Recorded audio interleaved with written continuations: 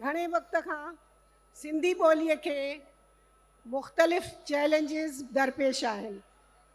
आम ख़्याल इहो आहे त सिंधी ॿोली दुनिया मां ख़तमु थियण वारी आहे।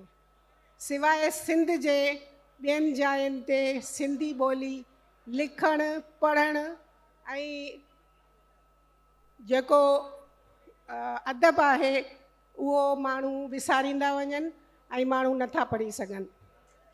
कुझु वक़्तु अॻे कुझु साल अॻे मोहतरम अब्दुल हलीम ब्रोहीअ हिकिड़ो ख़्यालु पेश कयो हो त सिंधी ॿोलीअ खे रोमन रस्मुल ख़त में लिखिजे। उनखे उन ॻाल्हि तां तमामु घणो लोयो वियो, तमामु घणो तनक़ीद जो निशानो बनायो वियो।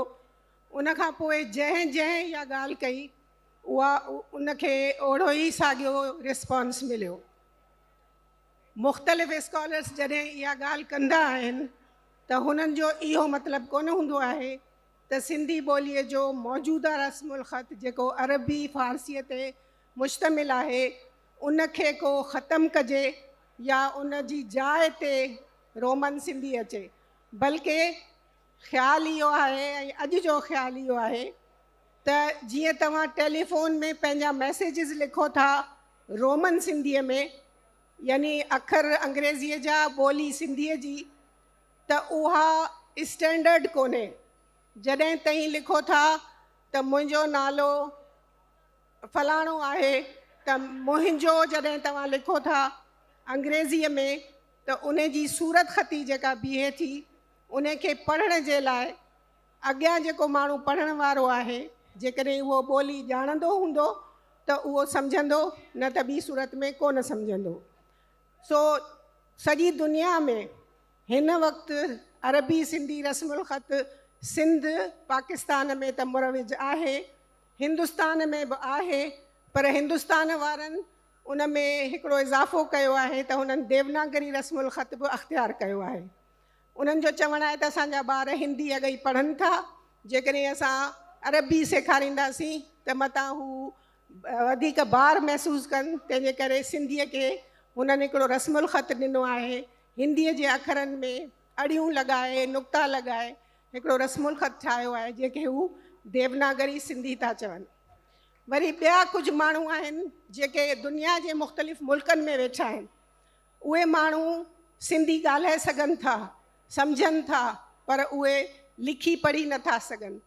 त उन्हनि सां असां सभु सिंध जे अदब खे, सिंध जे आम ॿोलीअ खे मशहूरु करण लाइ या ज़िंदा करण लाइ जेकॾहिं असां हिकिड़ो इज़ाफ़ी रस्मुल ख़त तजवीज़ करियूं था त आउं सम्झां थी इन में को हर्ज न हुअणु खपे।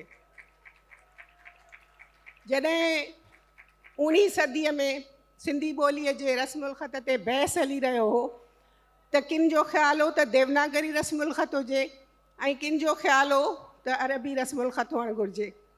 देवनागरी जे ख़िलाफ़ इहो दलील ॾिनो वियो त उन में अरबीअ वारा आवाज़ मौजूदु न आहिनि ऐं हिकिड़ो मज़ाक़ ठाहियो वियो त जेकॾहिं कंहिंखे लिखिणो हुजे काज़ी कुतुबुद्दीन त उहो देवनागरी में थी वेंदो काजी कुतो बेदीन।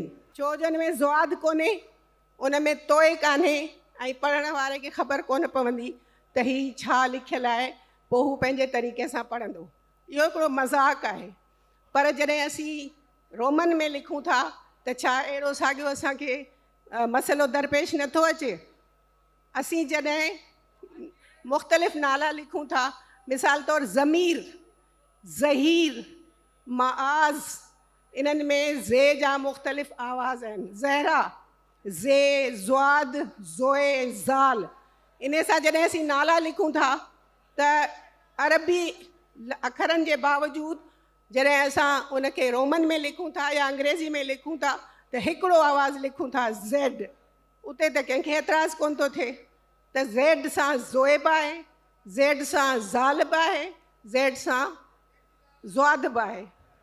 सो जेके अरबी आवाज़ आहिनि उन्हनि मां जेके आवाज़ असीं उचारे सघूं था उन्हनि खे ज़रूरु उचारियूं, पर जेकॾहिं के आवाज़ अहिड़ा आहिनि जेके सिंध जो माण्हू उचारे नथो सघे त उन्हनि खे एज़ इट इज़ अंग्रेज़ीअ वांगुरु क़बूलु कंदे मूं सिंधीअ जा कुझु अखर जेके असां उन रोमन रस्मुल ख़त में रखूं ऐं रोमन रस्मुल ख़त राइज कीअं थींदो जो जीअं असां कीबोर्ड ठाहिया आहिनि मुख़्तलिफ़ फ़ॉन्ट ठाहिया आहिनि तीअं मुंहिंजी तजवीज़ आहे त सिंधी ॿोलीअ जे लाइ रोमन रस्मुल ख़त जो हिकिड़ी पटी ठाहिजे ऐं उन पटीअ खे कीबोर्ड जी सूरत में आम कजे। इहो या त सिंधी लैंग्वेज अथॉरिटी करे सघे थी या बुर्गड़ी इंस्टीट्यूट करे सघे थो। इन ॾिस में मूं कुझु निशानियूं तव्हांजे साम्हूं रखियूं आहिनि त इन्हनि खे अगरि अख़्तियार कजे ऐं इहे शायदि जेकॾहिं असां चऊं कंहिंखे त ॾेडर लिखो अंग्रेज़ीअ में अंग्रेज़ीअ वारे रस्मुल ख़त में त उहो या को ॾेडर पढ़ंदो या ॾेडर पढ़ंदो त उनखे असां कहिड़े तरीक़े सां रोमन रस्मुल ख़त में लिखूं उन लाइ कुझु तजवीज़ूं मूं ॾिनियूं आहिनि। बे भला ऐं भे भोलड़ो इहे अखर अहिड़ा आहिनि जेके उर्दूअ में साॻिया आहिनि ऐं अंग्रेज़ी रोमन ख़त में असां साॻी तरह लिखी सघूं था। विसरग आवाज़ या एस्पिरेटेड साउंड्स जेके आहिनि उन्हनि में एच जो सिर्फ़ु इज़ाफ़ो करिणो पवंदो। बाक़ी तव्हां तरतीब में ॾिसंदा वञो ॿिए बकरी हिकिड़ो चूसणो आवाज़ आहे जेके अंग्रेज़ी में इम्प्लोसिव चइबो आहे उनखे असां कहिड़ी सूरत में लिखूं जो उन जे हेठां नंढड़ी लीक ॾेई छॾियूं ऐं उहो पटीअ में मौजूदु हुजे ऐं उनखे असां कीबोर्ड में शामिलु करियूं।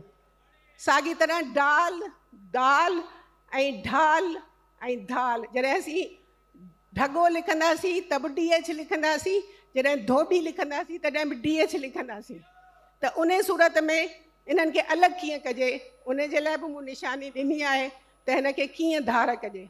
साॻी तरह सां टे ऐं ते अंग्रेज़ीअ में इहे ॿई अखर इस्तेमालु थियनि था पर टे खे टे टिंडण इनखे असां मुख़्तलिफ़ करण लाइ उन में हिकिड़ो निशान विझी सघूं था।